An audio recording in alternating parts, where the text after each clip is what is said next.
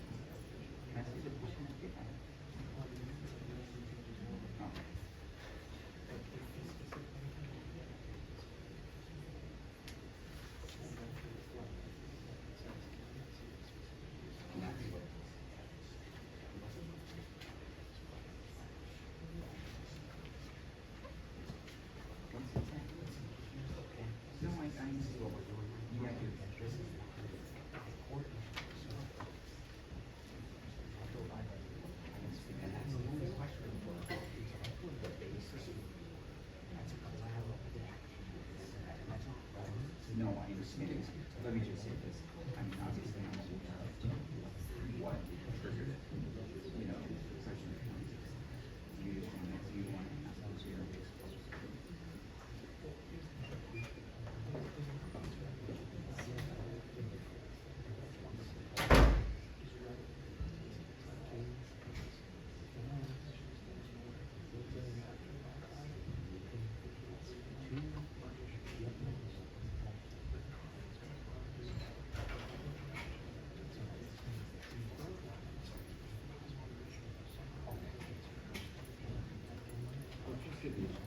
Are you saying that,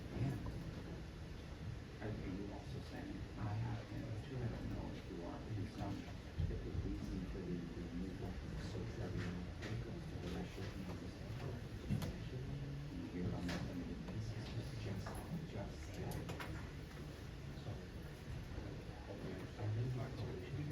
but in other words, why would any reasonable person have to be a reasonable person the way they talk about it? But it goes to the issue of the notice, what notice she had. Like, what she said. No, I get that. I understand.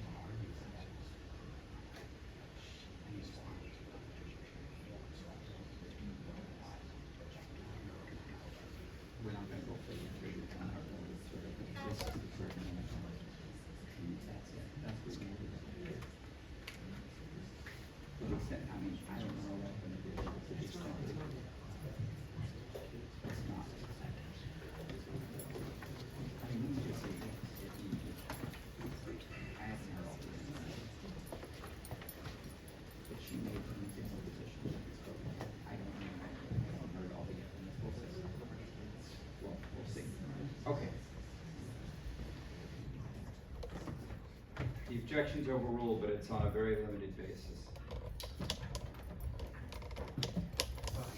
So, ma'am, the initial 51A was filed by a medical professional because of concerns of medical neglect, true?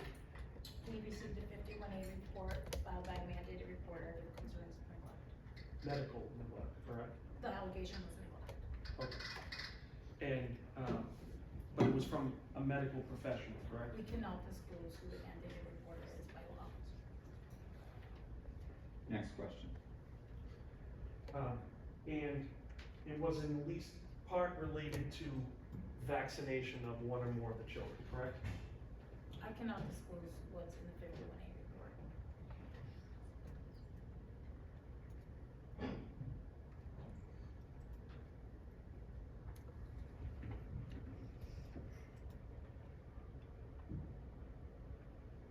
was there a court order that was subsequently issued by the juvenile? I mean, did the 72-hour hearing proceed? We had the 72-hour hearing, the parents were not present. Did the hearing proceed? I believe they had to waive the hearing because they weren't present. I guess what I'm saying to you, was this matter before a court, was this presented to a judge? I know that juvenile's in closed session, but was this presented? Yes.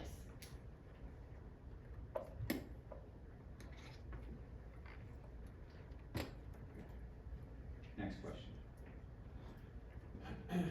So we heard testimony from you just now about a number of times that you personally went to this residence at 2 Orange Street, correct? Yes.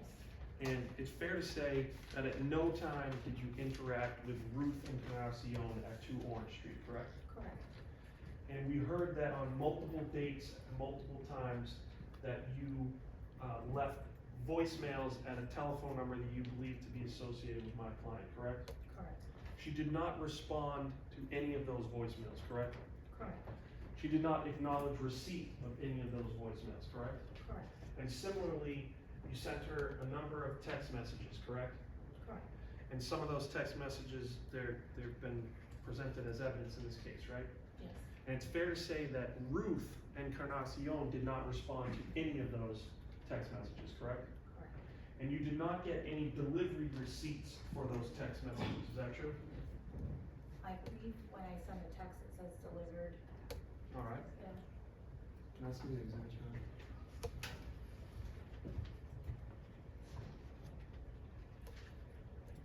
Well, actually, let me give you the whole thing.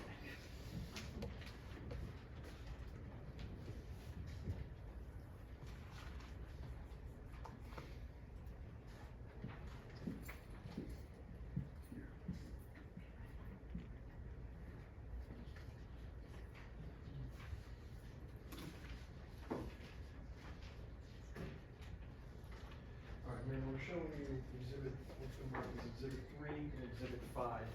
Ask you to take a look at those and let me know when you're finished looking at them.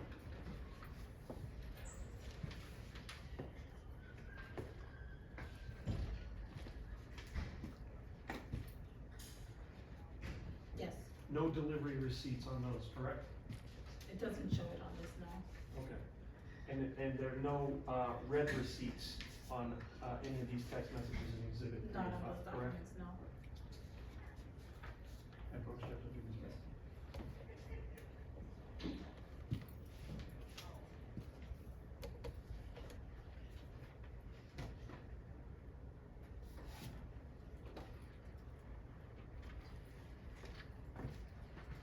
Yes.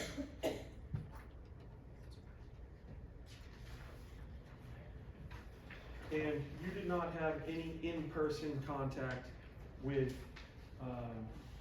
Ruth Encarnacion from on and from 2/26/25 to March 5th, 2025, correct? Correct.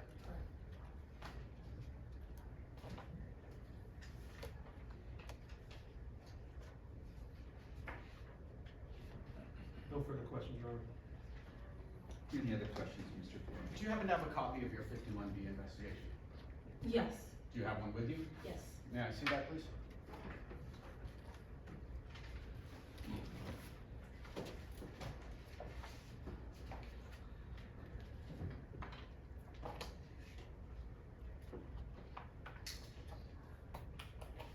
Mr. Corey, I'm confused. I just need clarification. Sure. So she can't answer the question of what the nature of the, initial report is, but can hand over the 51B, which is the conclusion of the report? I have a copy of the 51B, Your Honor. The 51B is the investigation. The 51A is what she was saying she could not testify to the contents of. Because the 51A is reported by a mandated reporter whose identities I understand, are but statutorily in the- protected. In the 51B though, it isn't, because I've seen them both redacted and unredacted, isn't the name of the reporter In the B? in the B? I don't know.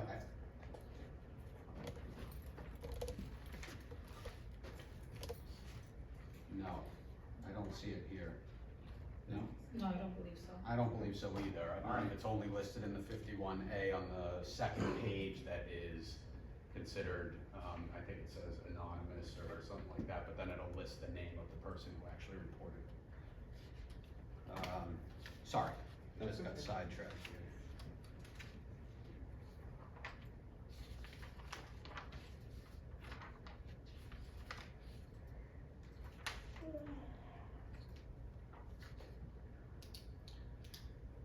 Now, you were in contact with or you were provided information by the CPS workers in Texas, is that correct? Yes. And they relayed information to you,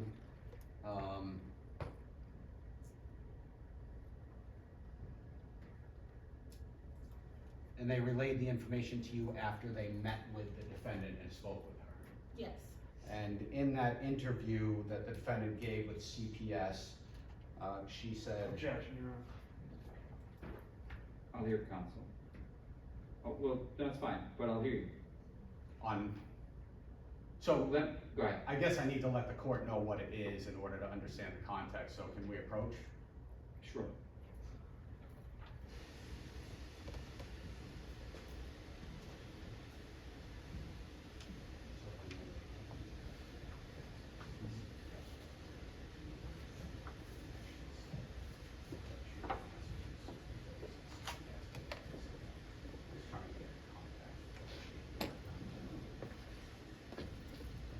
Well, it's a couple of times. One.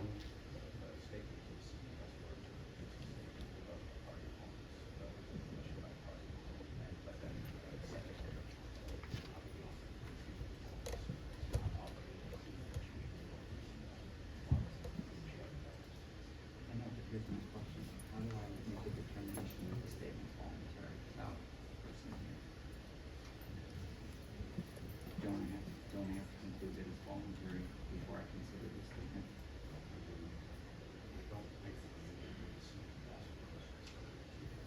But I don't know. Well, wasn't this what you were doing? She was in Texas.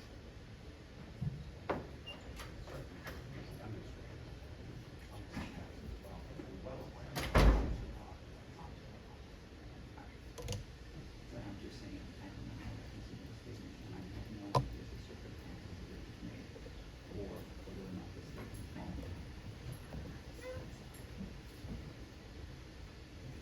No, it's funny because if you look at the case note 26N,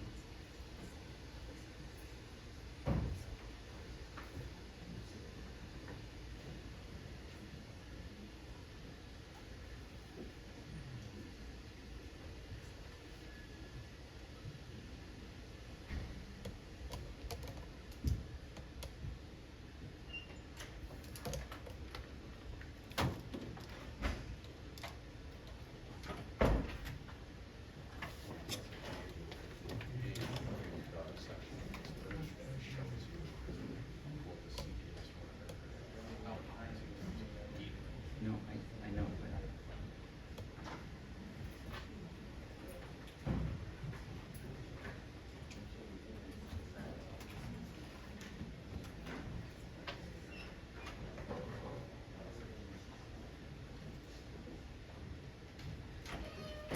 evidence was insufficient to show the defendant's recorded statements of the police was involuntary, and the defendant alleged this is has to do with report in this statement.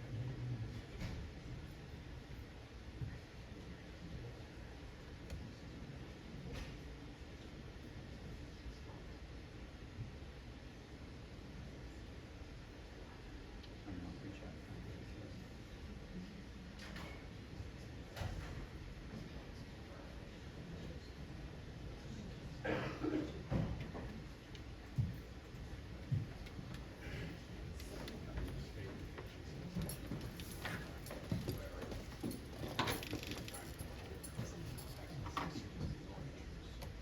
No, that means more than what you said, but I don't know how I can make this statement, but I don't know the circumstances. All right. The objection is sustained. No further questions, Your Honor. No reproach, Your Honor. All right, you can step down.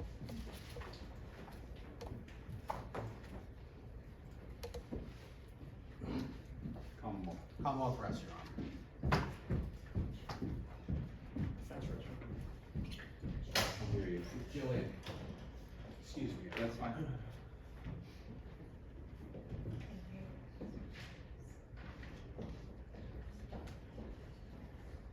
All right, as Your Honor knows, Well, oh, my apologies. We waived opening, so I just kinda got all, You get the last word. yeah, well, you want me to go first, and you will get the last? So, Your Honor, as I think the court's aware, I certainly raised in my motion to dismiss, the issue in this case is notice. And I believe that, what the type of notice that's required is actual notice. And I previously cited, and the court is aware of the Piccone-McLean case, which says that the parent does not commit custodial interference by taking exclusive possession of a child where no custody order has issued, or by holding a child in violation of custody order of which he or she has no actual notice. I think certainly. the site on that again. Yes, it's, there, I can hand it to you, Judge. It's a long site. Is that the one that you use in the 3G? Yeah. Okay. The federal case.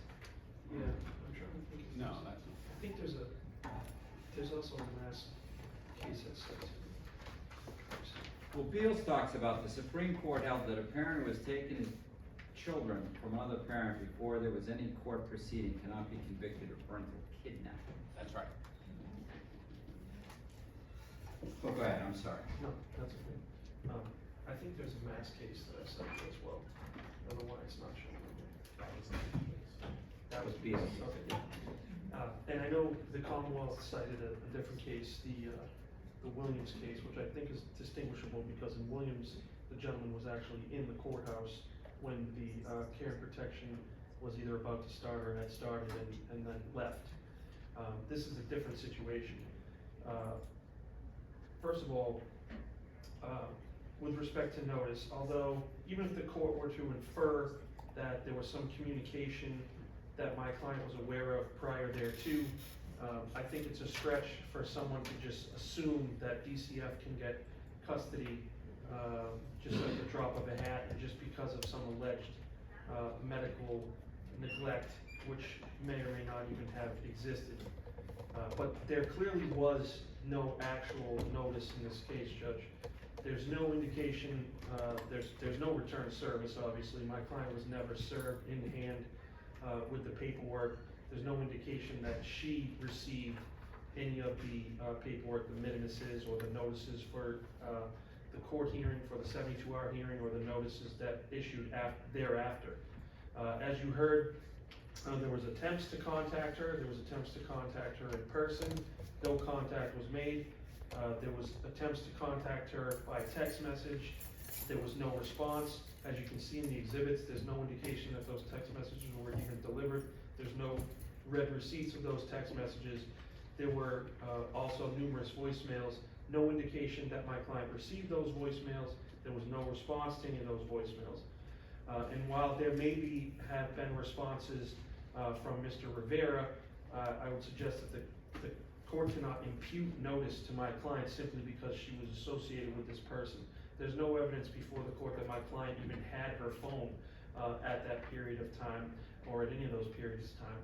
There's no indication of actual conversations that might have taken place between her and Mr. Rivera. We heard no evidence about even where she was on February 26th or 27th, although apparently her card was used in Worcester. We don't know where she was. We don't know who she was with. We only know the end. Well, we know that she was at work by stipulation. She was at work on the 26th and not on the 27th. Right, Yes, we sorry, know that. sorry, yes. No, that's So- okay. So later in the day on the 26th, we don't know where she was. We don't know who she was with. We don't know who she was talking to. We don't know whether she had her phone. We don't know whether her phone was working. You know, certainly I understand, and the court obviously understands the burden of proof in this case. While there might be some evidence, the very high burden that the Commonwealth has to meet which, as the court well knows, is proof beyond a reasonable doubt that you have an abiding conviction to a moral certainty that the charge is true. The evidence in this case is just lacking in that regard. And I don't think, and I brought it up at sidebar, and I think some of it at least came up through the testimony. I don't think it's a stretch for someone to think that these were idle threats by DCF to take children. It can't be presumed that just because, even if she was aware that they were going to take the children, that's not the same thing. And I said it before, to me, it's... Well, let me ask you this.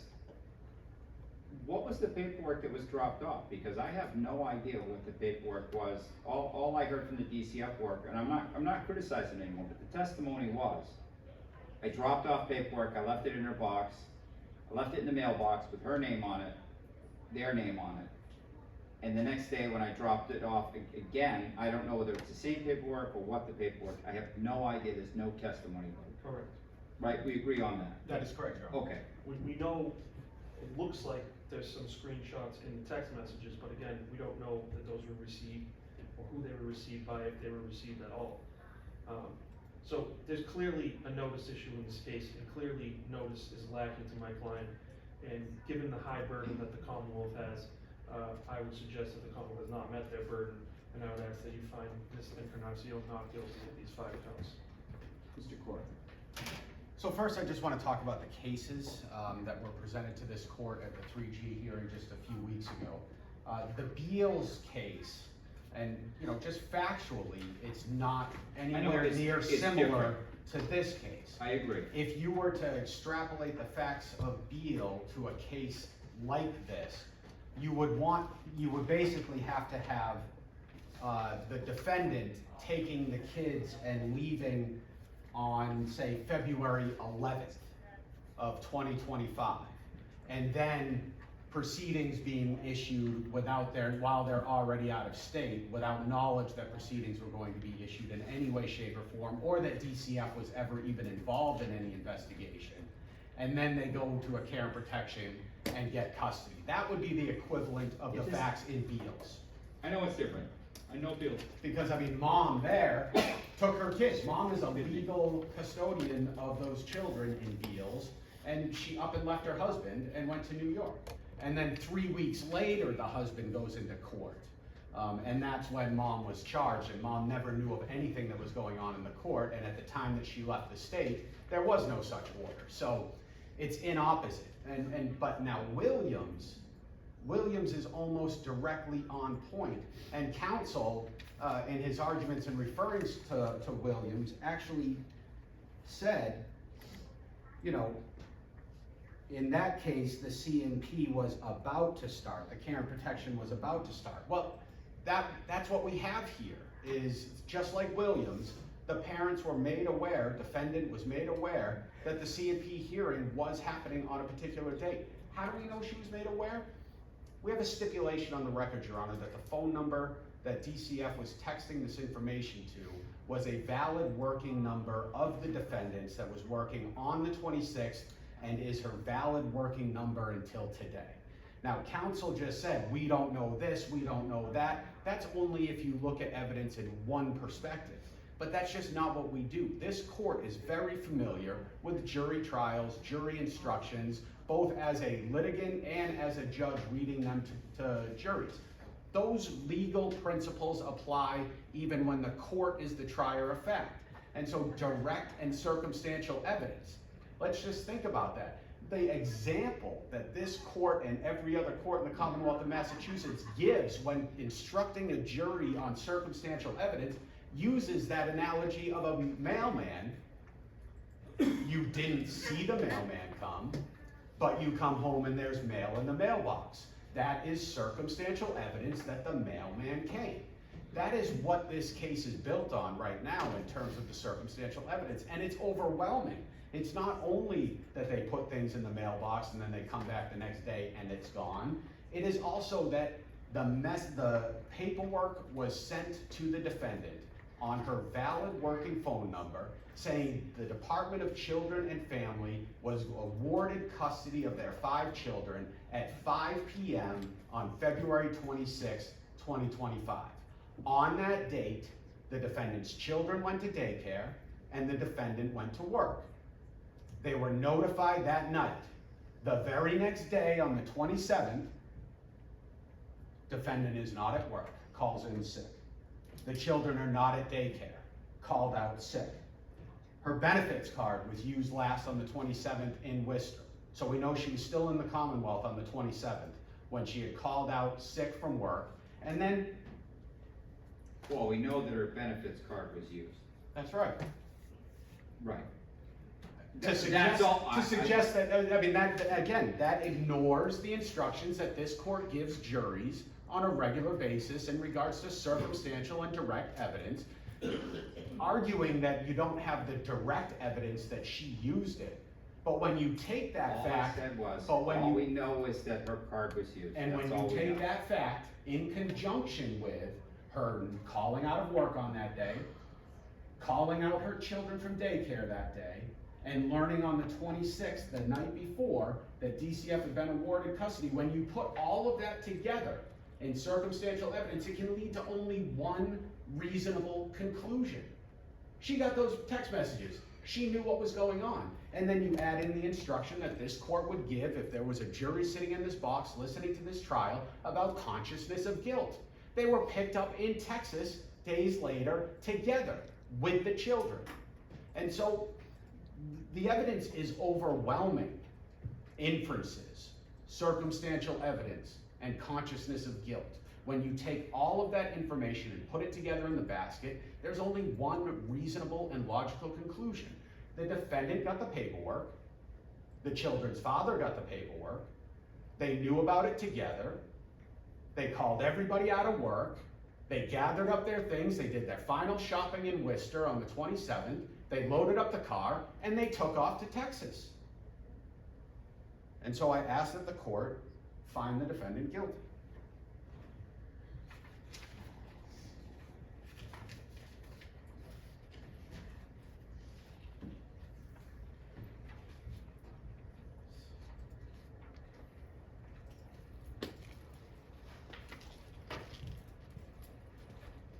So Mr. Corey, so I did pull up consciousness of guilt, instruction 3.580. I also pulled up the instruction on inferences as you were highlighting those points. I didn't pull up direct and circumstantial evidence because I can do that in memory without having to look that up. Inferences and conclusions may be drawn from the evidence so long as those inferences and conclusions are reasonable and based upon the facts and evidence. And that they all The be facts and consistent with one evidence- another. I know.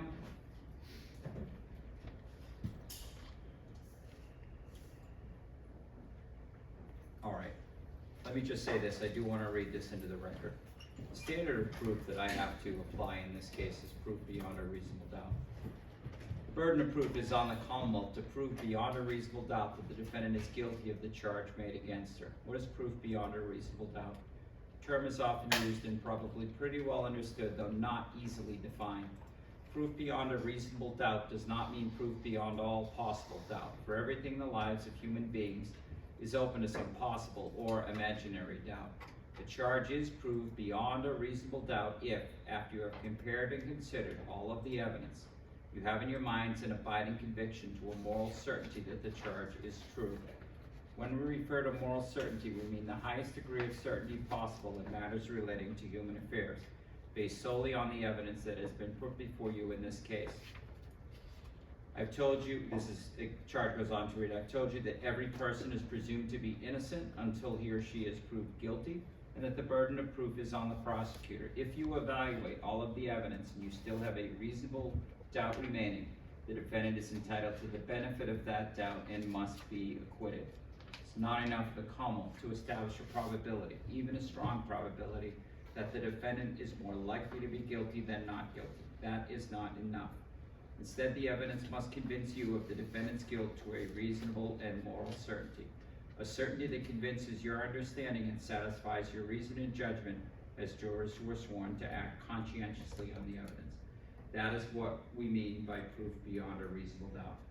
All right, when I evaluate this evidence, I can't lump both parties together. I can't say, well, he responded or he knew, because the evidence clearly is strong enough to conclude that based on what has been presented here, I'm not prejudging the co-defendant's case, but based on what was presented here, it was clear that he was responding to DCF.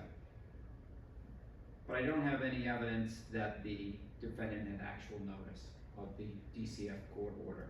I see text messages, but I don't see that they have been read or received, and for that reason, I cannot conclude that she had notice beyond a reasonable doubt. And I'm finding her not guilty.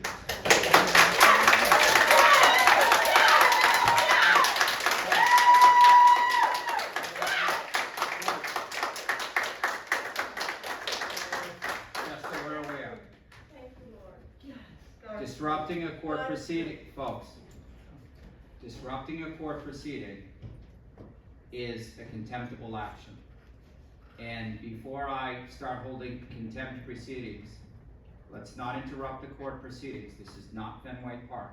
This is not a sporting event. This is not a audience participatory event. This is an individual who, frankly, who is charged with some very serious incident. There's serious allegations going on in this and every other courtroom, and they're entitled to a certain amount of respect. And frankly, your demonstrations and outbursts have demonstrated a complete lack of respect. These proceedings are concluded. The clerk has a matter to read in terms of the acquittal. Ruth Encarnacion, you have been found not guilty on the following charge of 5 counts of kidnapping minor by relative. Such charges will automatically be sealed by the Office of Commissioner of Probation and the Clerk's Office unless you notify the Commissioner of Probation in writing within 10 days that you do not want the charges sealed using the request not to seal court records under General Law, Chapter 276, Section 100C form, which is available on mass.gov. We're in recess till 2. Thank you. All rise. Name of the court.